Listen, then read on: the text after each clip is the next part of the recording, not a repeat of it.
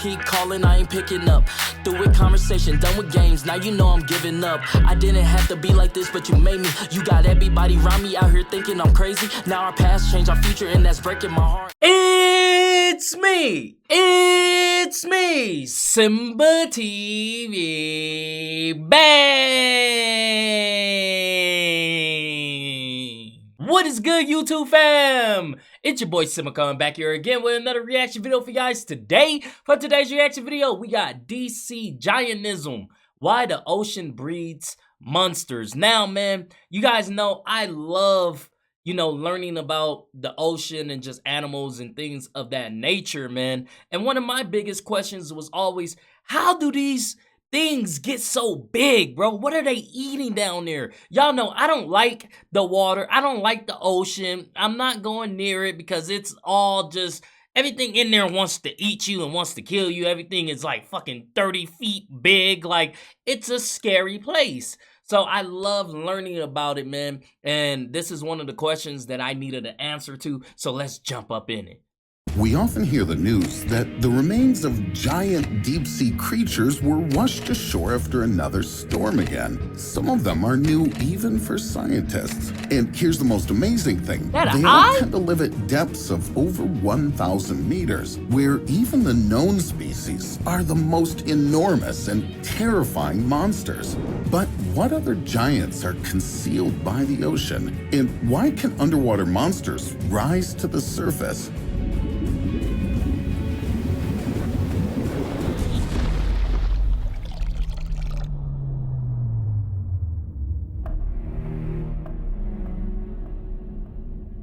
In the abyssal zone of the ocean, at a depth of 2,000 to 6,000 meters, scientists discover many giant underwater monsters. In 2004, the Monterey Bay Aquarium Research Institute published images of Stygiomedusa gigantea, commonly known as the giant phantom jelly, captured at a depth of around 2,000 meters. Its tentacles reach 10 meters in length, and the diameter of its dome is about 1 meter. Its head is 3 feet?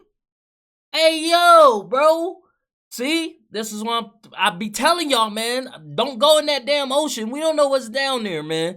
Everything is bigger than us. I'm telling you, everything is bigger than us, man. What? Just imagine if such a jellyfish stung you on the beach. The chances of survival after meeting it tend towards 0. Scientists suggest it feeds only on plankton and small fish. However, it can swim at a depth of over 6.5 kilometers, where it can't get sufficient food. Scientists still haven't figured out how it survives, but researchers have even more questions for the giant squid. The largest squid ever discovered was 13 meters long and weighed almost a ton. Just imagine those big tentacles grabbing the victim and tearing it to pieces.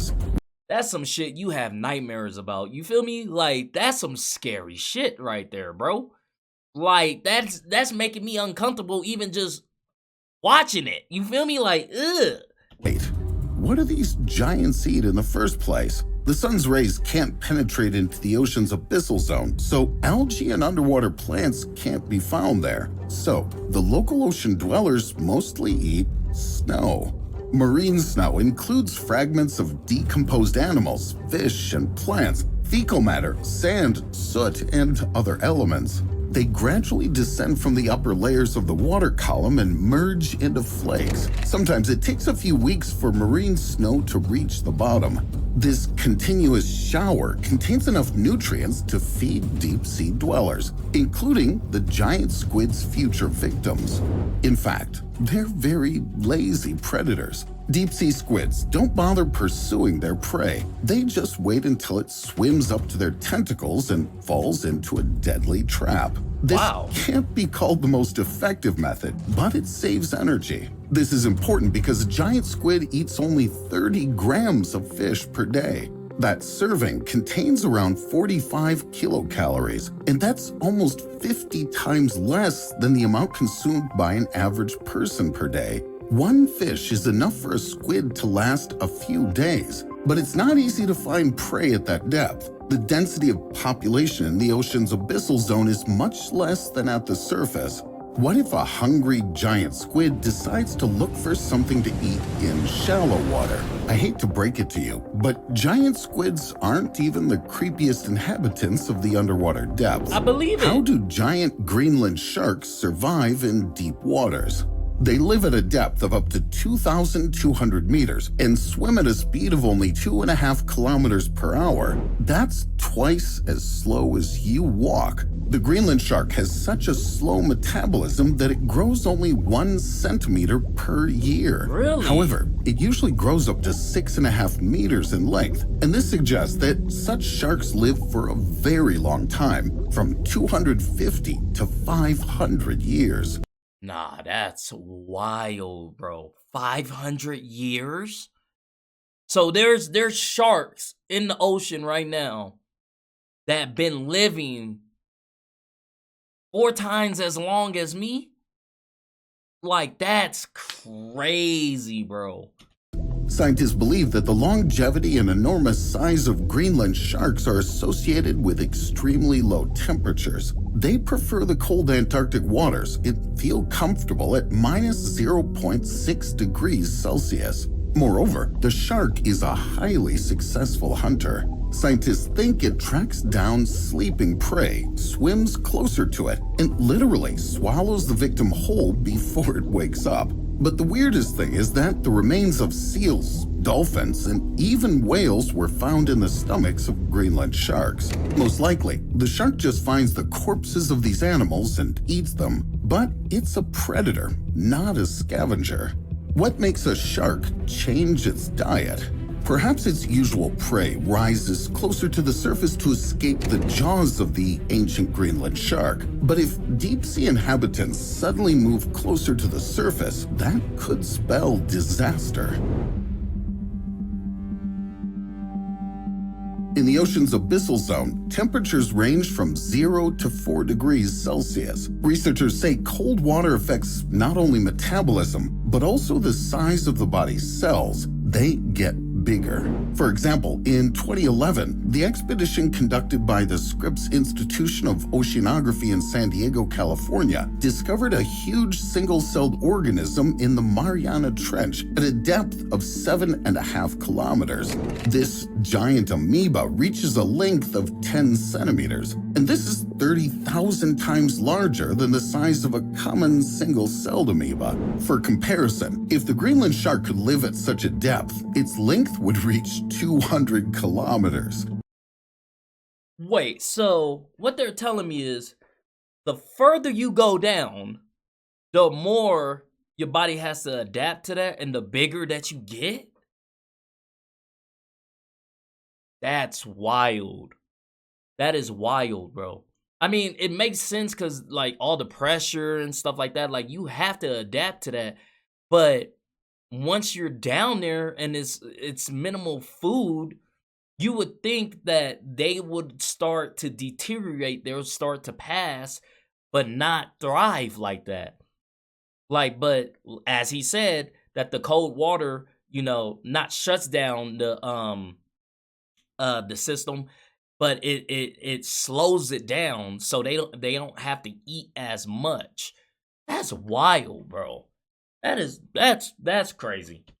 And although such sharks fortunately do not exist, not only amoeba cells grow bigger at depth. Look at this sea spider. It lives in shallow water and reaches only a few centimeters long. And here's its relative, who lives at a depth of 1,800 meters, the Antarctic sea spider. And it can grow up to 30 centimeters long. These giant spiders can mostly be found, who'd have thought, off the coast of Australia. They have between 8 and 12 legs, where all their vital organs are kept. They feed by sticking their proboscis into jellyfish, sponges, and other soft-bodied organisms and sucking bodily fluids out of their prey. Imagine such deep-sea spiders rising to the surface. They will leave no chance of survival not only for their smaller fellows, they can destroy an entire ecosystem. Plankton also get much bigger at depth. Look at these amphipods. You may ask, what's so unusual about this 30-centimeter shrimp?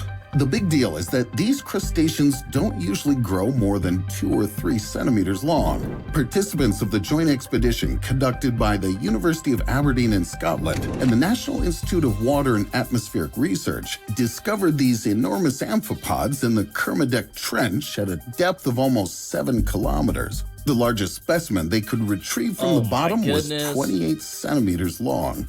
Common amphipods are scavengers. They gather in flocks and completely eat up the corpses of marine animals in a matter of hours. Now imagine giant amphipods rising to the surface. A flock of these hungry 30-meter shrimps could eat a person within seconds. It's a good thing that amphipods...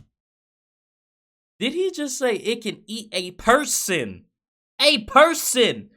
That's what he just said? Hours. Now imagine giant amphipods rising to the surface. A flock of these hungry 30-meter shrimps could eat a person within seconds. Nah, fam. Y'all stay where y'all at, bro. That's no. It's a good thing that amphipods hide from scientists at incredible depths. But what will happen if underwater giants come to the surface after all? The alien creature in this video is the big fin squid. Its total length, together with its tentacles, can reach 6.5 meters. Scientists believe the big fin squid needs those colossal tentacles for hunting. The squid swims, dragging its tentacles along the ocean floor, capturing small prey in the sticky suckers. But this unusual way of hunting is still not its strangest feature. The greatest depth where the big fin squid was found was 4,700 meters, and the minimum depth was 1,900 meters. The pressure difference at these depths is almost 300 atmospheres. If the squid tolerates such drops without any problem, can it rise even closer to the surface? And one day, as you enjoy the beach, you'll have the chance to find out what these tentacles feel like, or not. The thing is that deep-sea giants differ from residents of shallow waters not only in size. Their bodies have no air in the gaseous state. All the gas inside their bodies is dissolved in the fluid. This allows them to withstand the incredible pressure of hundreds of atmospheres. But if a squid, a sea spider, or a Greenland shark decides to rise to the surface, with a decrease in pressure, the air dissolved in their body will start to turn into gas bubbles. These bubbles will clog the blood vessels, tear the soft tissue, and the deep-sea monster will die. This means a tremendous squid is unlikely to ever grab your leg, unless you're in Antarctica. Do you still want to get acquainted with some deep-sea monsters? Well then, bundle up in warm clothes, because you'll have to go to Antarctica. There, you don't have to dive thousands of meters deep into the ocean to meet colossal sharks, sea spiders, and jellyfish. A professor at the University of Montana, ecological and environmental physiologist Arthur Woods, states that giant sea slugs, sponges, and spiders can be found in the Antarctic waters as low as at a depth of just 9 meters. This may be due to the high oxygen content in the water and a suitable temperature. So, would you dare to take a dip? No. Hey, yo, no. That is wild, bro. Now, that is crazy. Sheesh. I love just learning about things like this, man. If you guys like this video, go ahead and hit that thumbs up button for me. Thank you guys for commenting, sharing, and subscribing. And I'll see you guys next time. Peace.